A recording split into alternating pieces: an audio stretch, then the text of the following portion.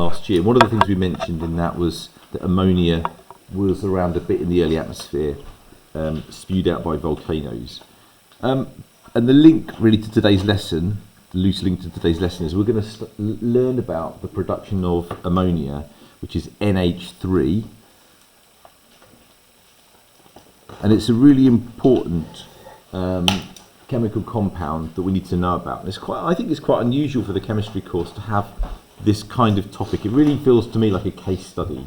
So you know how like in other subjects, maybe in history or geography, you'd have like a case study you'd really know well. This is an example of this, and we'll spend a chunk of time on this, probably at least a couple of lessons. So tomorrow we'll use ammonia in the lesson to make a fertiliser, and we'll learn how fertilisers are made. And we'll probably need to do at least another lesson tying all that together with what we've done today. This is a really important idea.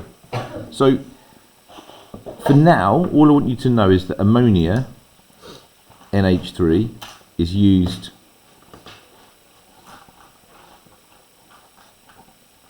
in the production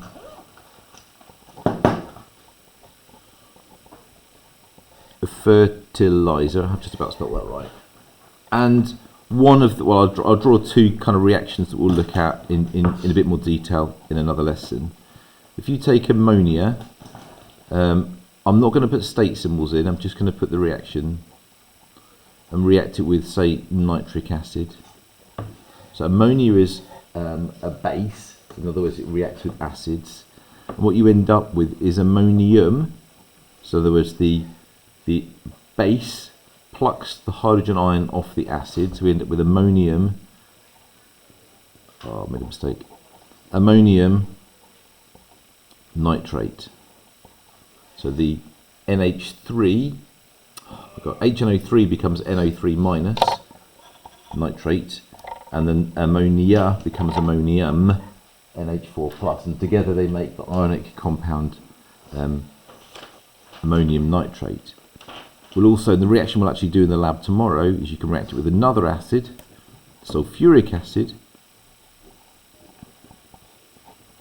And sulfuric acid releases two hydrogen ions, two H pluses, we say it's diprotic, and so it can react with two ammonia molecules, making ammonium sulfate. That stuff. So we can make fertiliser. We'll talk about fertiliser tomorrow from ammonia. That makes ammonia massively important because fertiliser, of course, is used in huge quantities around the world. And when you look at, in geography, say, population growth at different times, and I've probably got a slide on this in the fertiliser lesson tomorrow, population growth over the years, the point at which the Haber process was developed, population growth after that is enormous. So without the production of ammonia and fertiliser, you simply couldn't produce enough food to feed the whole world. So it's a very, very important process and made a lot of people an enormous amount of money. Nevertheless, we need to know how it's made and where the ingredients come from for that process, and we'll have a look at it in some detail. So the reaction is an equilibrium reaction. So let's just practice. I'll pause the video, do a little bit of practice on that. So what do we mean by dynamic equilibrium? So dynamic equilibrium, we've got the forward and reverse reaction going on at the same rate.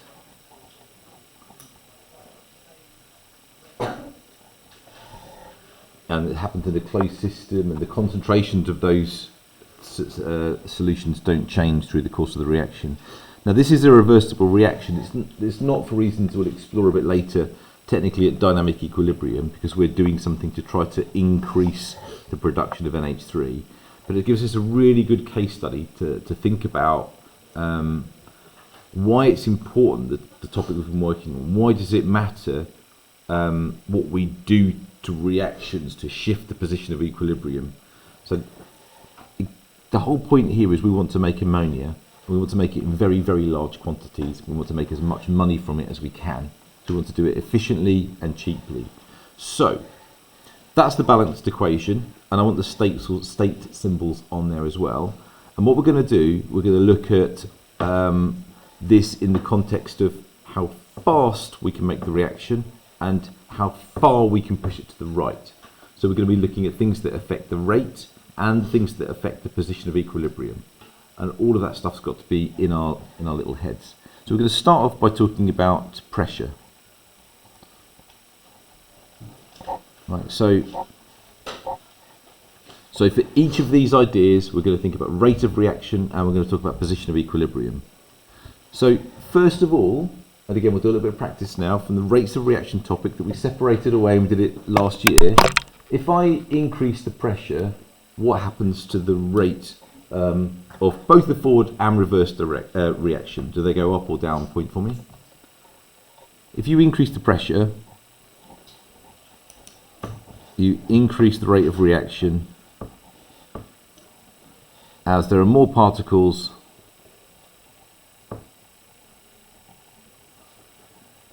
per unit volume, or per centimetre cubed if you want, or whatever, or per metre cubed, or how you want to do it. So there's a higher, and there's the F word and C word, frequency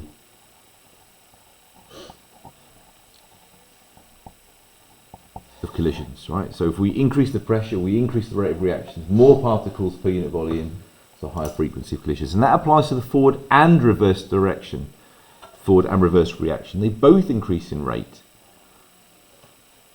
And you want them to go fast so that we can control them, we can make more ammonia if they're both going fast. We reach equilibrium quicker, in other words. So let's add that little detail. So equilibrium reached quicker. It's no good having an equilibrium that lies to the left, it lies far to the right, but it takes us 4 months to get there. Now we also need to think here about what increasing the pressure would do to the position of equilibrium and therefore the equilibrium yield of ammonia. So we spent time on this practicing last time, reactions like this. So would it shift the equilibrium to the right or left, and what we're going to say in our answer to the exam board. Let's practice that now.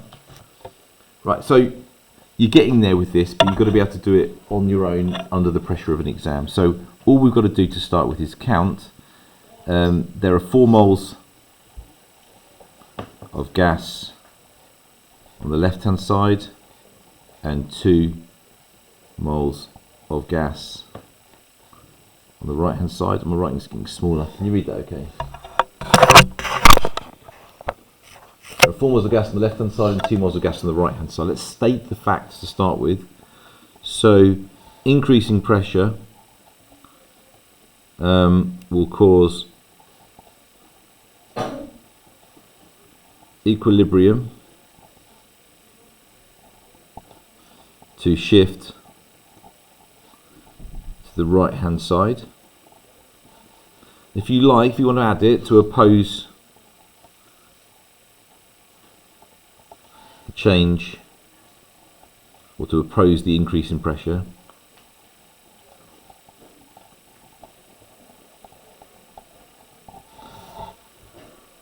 when that means so the equilibrium yield of ammonia increases.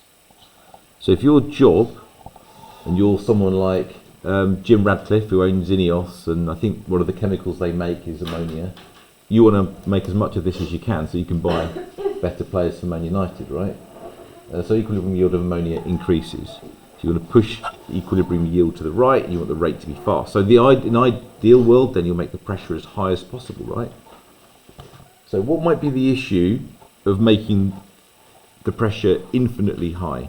So high pressure is good for rate, high pressure is good for yield, but there is an issue, a financial issue, possibly a safety issue with having a really high pressure. What would that be? So clearly, if you want to make the pressure higher and higher and higher and higher, eventually that's going to get prohibitively expensive because you're going to need thicker and thicker pipes. And so eventually you get to a point where it's just not worth making it any high pressure. The yield doesn't go up enough to make it worth increasing the pressure more, given the cost implications and safety implications. So very high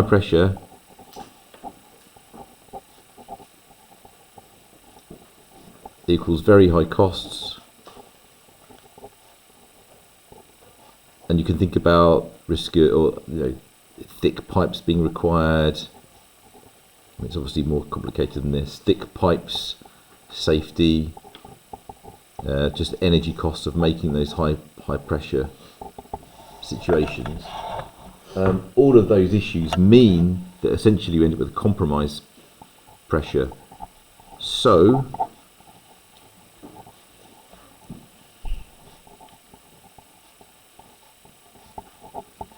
the compromise pressure, so the compromise pressure of about 200 atmospheres, so 200 times atmospheric pressure,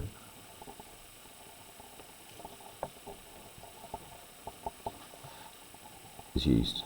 All right, and we'll look at and probably next lesson or the lesson after we'll look at graphs of this, and you can see how why people choose certain situations. Right, so that's the idea. That's the level of detail we've got to do for pressure and for temperature, which we'll do now. This is what I want you to get to. So it's a proper case study thing where you've got to know a lot of detail here. And it really, you can apply this. When they put it in an exam, they don't always make it about the Haber process. You can apply your knowledge of the Haber process to other situations. So temperature then. So again, let's just write out the balanced equation again.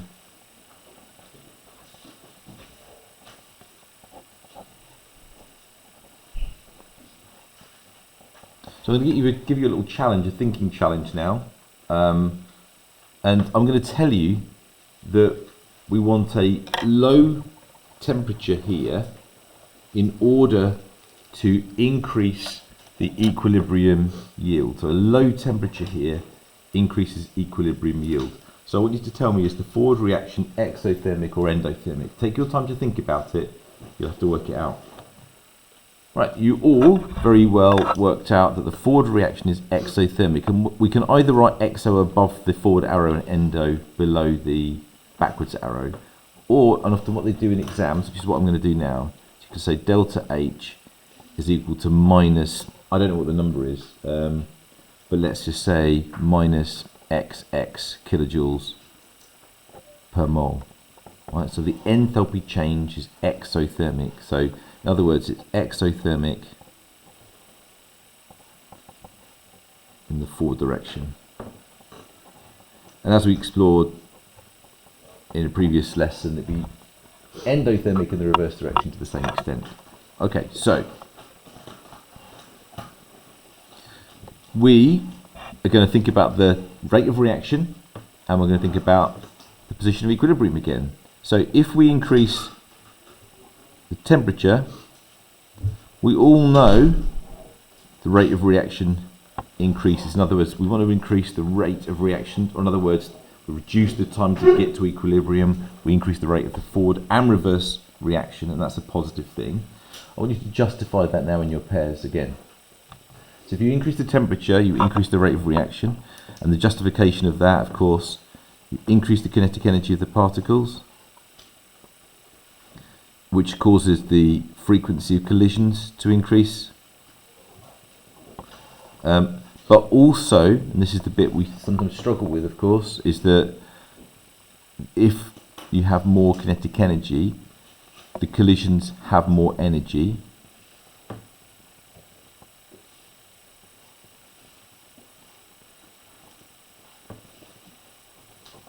And therefore more likely to be successful, or a higher proportion of the collisions result in a chemical reaction. They're not just bumping into each other and bumping off again, they're bumping into each other and causing a reaction. Right? But what we then, you've already answered this one, so I'm going to go through straight onto the notes here. So if you increase the temperature, if you decrease the temperature, which is what you told me to do, the equilibrium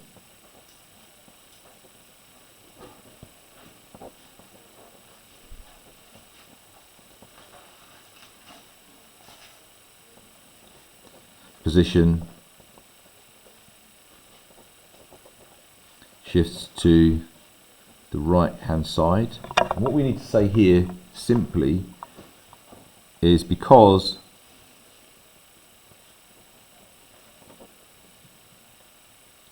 forward reaction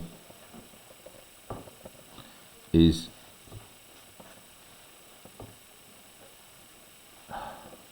exothermic. You don't need to do all the waffle about, you know, if it does this, I do this, and it does that, and all the rest of it. You can simply say, that really. So the equilibrium position moves to oppose the change. Okay, I'll leave it like that. That's fine. Okay. So that means we want a really high temperature and a really low temperature. So again, you can see that hopefully that we end up with a compromise temperature. So we select, and obviously there's an awful lot of maths and calculations and compromises made here, but we select a compromise temperature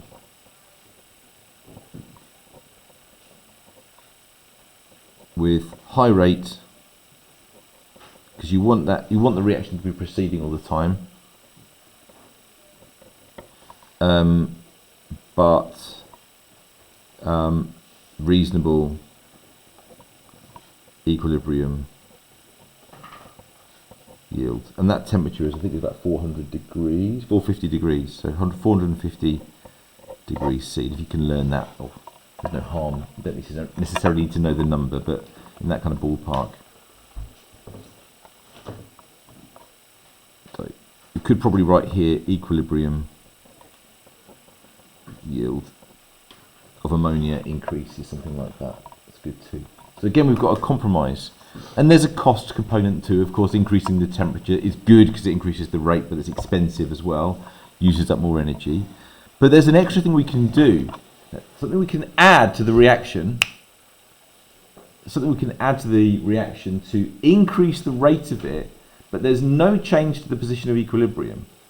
And if it increases the rate of it, without increasing the temperature, we can find that we can do the reaction at a lower temperature. So is there something you can think of that we could add, without looking it up, we could add to this reaction to increase the rate of both the forward and reverse reaction without changing the equilibrium position? If you can think of that word I'm after, shout it out in 3. So, catalyst. So we add a catalyst, and that, by the way, is very high surface area. And again, all the high surface area stuff, you can imagine it's a good opportunity to practice the fact that high surface area means you've got more exposed particles, more frequent collisions, all of that stuff. But anyway, so high surface area. But the key thing you need to know is it's an ion catalyst. Now, specifically how this particular catalyst works and for this particular reaction, you don't need to know. All you need to know is that the rate of the forward and reverse reaction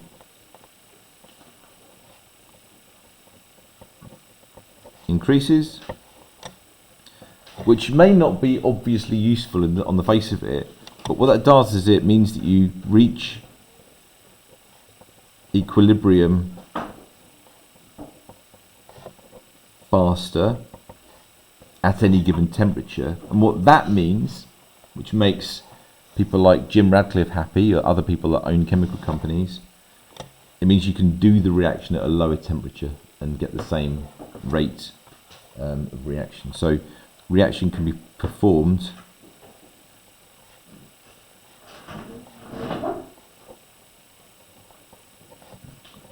at a lower temperature.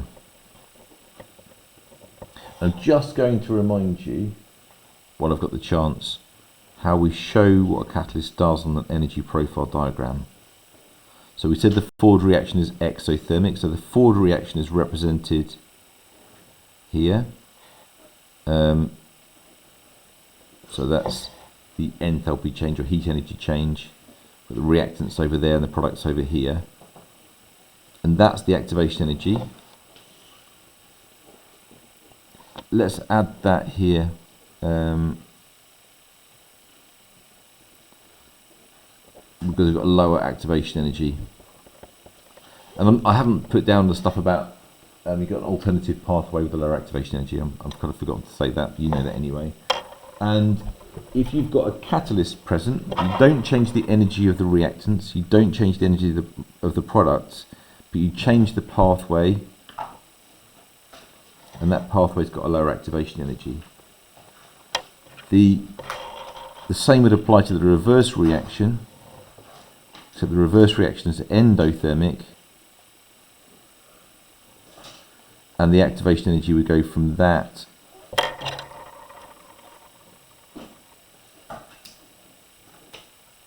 to that. Okay. So that's the forward reaction, and that's the reverse reaction. And I'm just going to squeeze in here alternative pathway,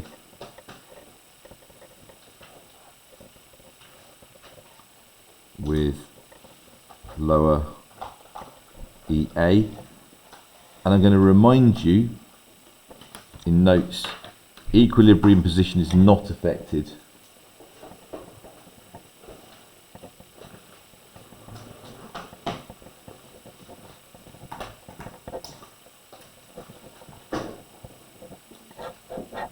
Equilibrium yield is not affected.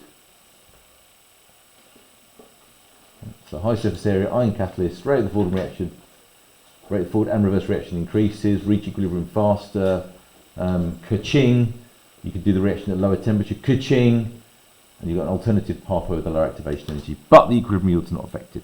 Either way, it makes people a lot of money. Yes, so that is, yeah, that's a good question. So that is why you end up with 450. It would need to be higher than 450 to get the rate fast enough, and that would decrease the equilibrium yield. And there's all these things. So this is the compromise they figured out over many years. Obviously, this process has been around a while. So what we're going to do is we're going to, first of all, pick up a couple of details that we need to know about the process, the manufacturing bit of it. You need to know that the nitrogen is obtained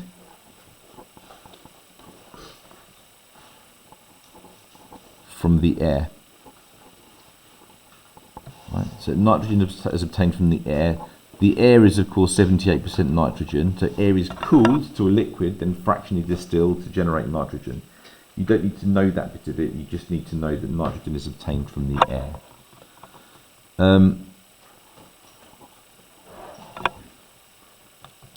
The hydrogen there is obtained, and there's a couple of processes for this. All you need to know, and that's what I was just checking there, you need to know that it's obtained from natural gas.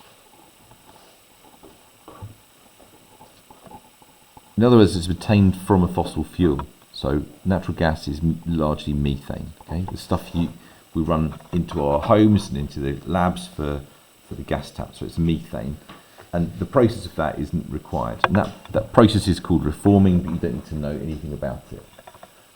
It's useful to know that it's a finite process, and new ways to develop the production of hydrogen in large quantities is being looked at. So that nitrogen and hydrogen are mixed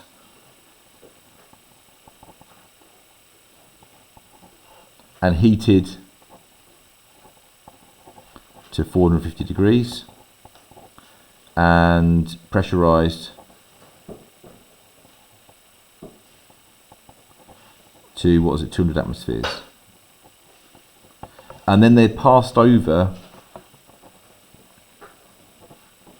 We'll have a look at the diagram tomorrow. I'll print out a diagram for you to label up. But passed over the ion catalyst where the reaction takes place. Catalyst. So passed over that ion catalyst that's where the reaction takes place. It's sitting as a high surface area, kind of on a mesh, on a membrane. And what happens is that this is a reaction that's at equilibrium. So you end up with a mixture.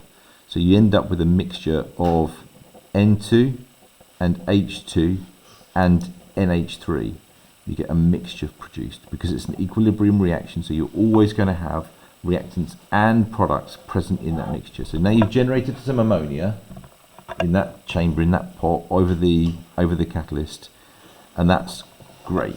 The problem is now you need to get ammonia separated from the other two molecules. Now, I'll tell you how they do that in a second, but the key point there is that the nitrogen and the hydrogen that were not used end up getting recycled and transferred back to the start, but back into the mixing chamber, so recycled again.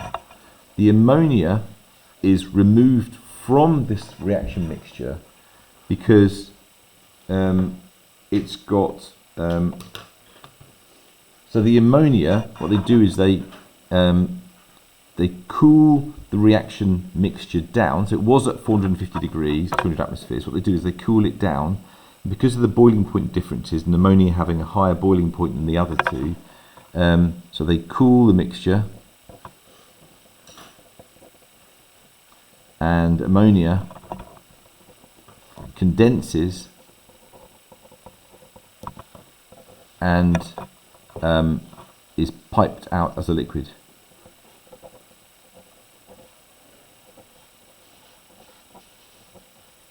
Whereas the nitrogen and hydrogen have got very, very low boiling points. Even at that temperature, the lower temperature that's been cooled to, they stay as gases and they get pumped around back into the pot again.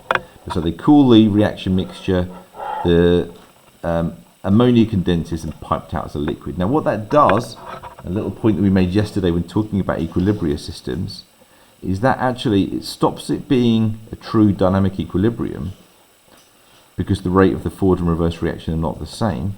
But if you remember yesterday, we said that if you remove one of the substances, in this case the ammonia from the reaction mixture, that forces the equilibrium to try to shift to the right to compensate it. So actually by removing the ammonia all the time, you're forcing the nitrogen and hydrogen to turn into ammonia, which is what you want. So we're constantly doing this process of pulling the equilibrium to the right hand side as best we can, and so the ammonia we can then go on to use as a fertilizer.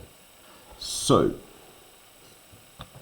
I'm going to leave the notes at that point. We're going to try and get a diagram to you, or print out a diagram and give to you. We can label it up so you've got a nice neat diagram in your folders. But the process there is what you need to know, and what we'll spend the last few minutes doing is we'll do some cross diagrams of hydrogen and nitrogen and ammonia. We'll think about the properties of simple covalent substances, and we'll practice some of the stuff we've just learned in these last 5-10 minutes.